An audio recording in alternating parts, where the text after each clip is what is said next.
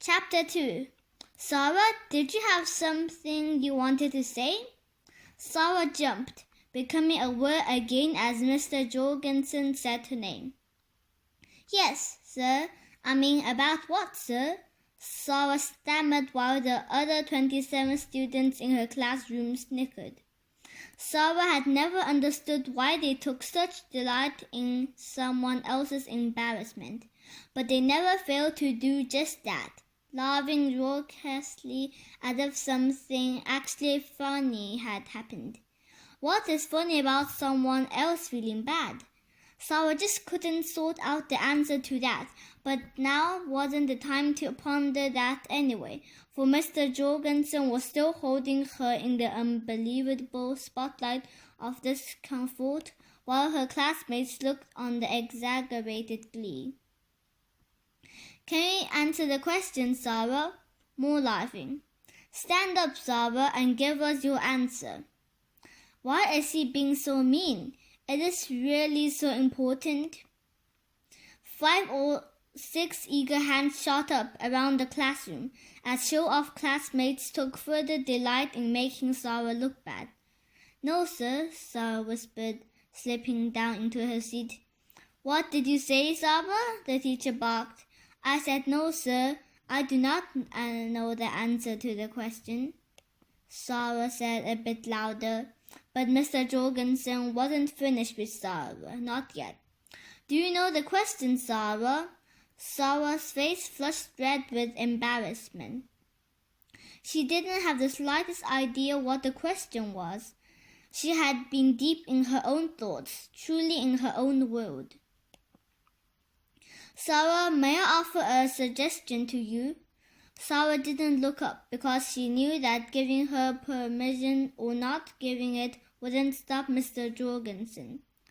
I suggest, young lady, that you spend more time thinking about the important things that are discussed here in this classroom and less time gazing out of the window, wasting your time on idle, needless thoughts.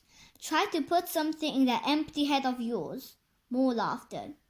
Will this class never end? And then the bell, finally the bell. Sara walked slowly home, watching her red boots sinking into the white snow. Grateful for the snowfall, grateful for the quiet, grateful for an opportunity to retreat into the privacy of her own mind as she began her 2-mile walk home. She noticed that the water beneath the Main Street bridge was nearly completely covered with ice, and she thought about sliding down the river bank to see how thick the ice was, but decided to do that on another day. She was able to see the water flowing beneath the ice, and she smiled as she pondered how many different faces this river showed throughout the year. This bridge crossing this river was a favorite part of her walk home. There was always something interesting happening here. Once across the bridge, Sara looked up for the first time since leaving the schoolyard, and she felt a little twinge of sadness wash over her as she realized that her quiet walk in solitude was only 2 blocks from ending. She slowed her pace to savor the place she had rediscovered, and then turned and walked backwards for a bit, looking back at the bridge.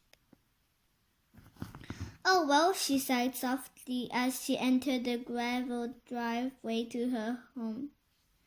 She paused on the steps to kick at a large sheet of ice, loosening it with her boot and kicking it off into a snowbank.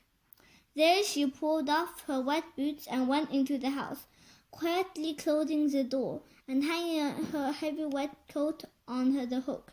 Sara made as little noise as possible. She wasn't at all like the other members of her family who usually called out a loud, penetrating, "I'm home," upon entering. "I'd like to be a hermit," she concluded, walking through the living room into the kitchen. A quiet, happy hermit, thinking, talking, or not talking, getting to choose everything about my day. Yes.